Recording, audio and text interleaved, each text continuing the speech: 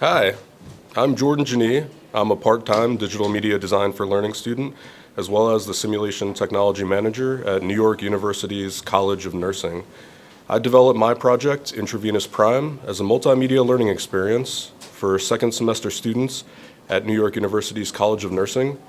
It helps them learn about intravenous administration, its procedure, how to operate a smart infusion pump, as well as to help them calculate fluid and medication dosages. Hello everyone. Before I begin, I just want to thank everyone for coming out today. You made a big choice by coming here. You could all be seeing Star Wars right now, but so thanks for coming. I am Jordan Genee. I am a part-time digital media design for learning student, as well as the simulation technology manager at New York University's College of Nursing. So I began my role at the College of Nursing about 4 years ago. When I started, my knowledge of what a nurse actually did in the hospital, I found out later on was completely off.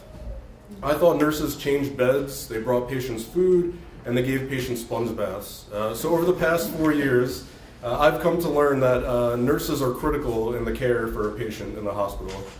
They administer medications, they assess patients from head to toe, and they make recommendations to doctors on the care of their patients.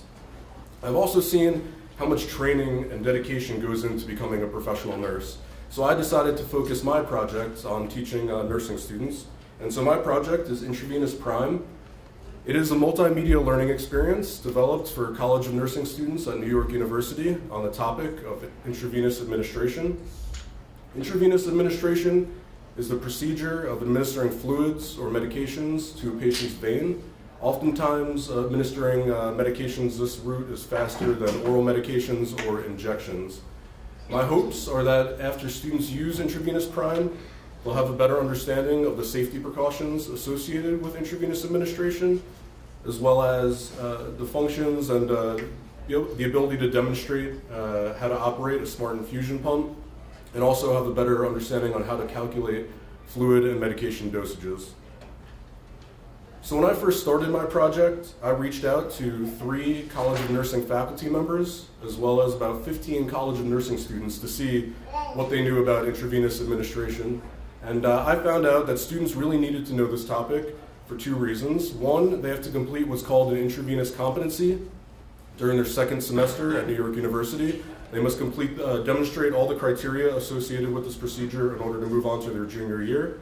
I also found out they need to know this topic for their licensure exam, which they take to become a professional nurse. What I found out from faculty members was that there was about a 22% fail rate on this procedure, and that they wanted to raise that. And even after students were able to pass this competency, they still weren't entirely competent with this procedure. I also did some research outside of New York University and found this alarming statistic that approximately 75% of new nurses in the hospital commit a medication error, and a great percentage of this is associated with intravenous administration. And not only does this have a great effect on obviously the patient, but it also has a negative impact on the new nurse as they're starting out their future career. So currently at New York University, it's a 3-step process where they teach the nursing students about intravenous administration. It starts with a 90-minute hands-on session with one instructor and about 8 to 12 students. The instructor goes through the entire intravenous administration procedure, and then students have an opportunity to practice with the instructor in the room. The next step is completely voluntary. Students sign up for a 1-hour session at the college. They can come in, and there's about 14 students to one instructor. They can practice intravenous administration as much as they want, but again, it's up to the student to be motivated to come in and practice this. The last step is the intravenous competency, which I mentioned previously.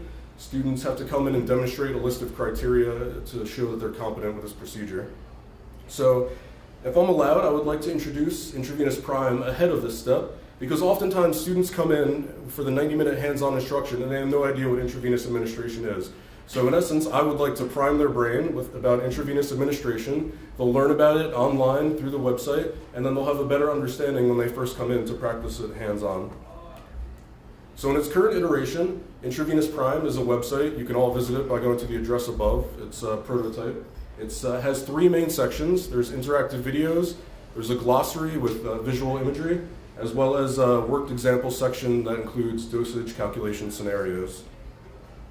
For the interactive videos, previously available to nursing students, there was about a 15 to 20 minute long video on intravenous administration. So I've begun to re-record the video, and I've broken it down into 5 separate videos now, so it's easily digestible by the students. The videos were created or edited using Adobe Premiere Elements, and I published them for interactivity using Adobe Captivate version 9. And when I was designing the first video, I was using, or all the videos as they were designed, include multimedia learning principles and also cognitive load theory.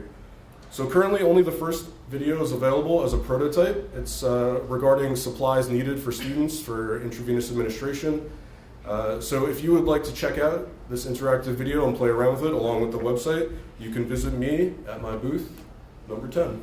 Thank you very much, everybody.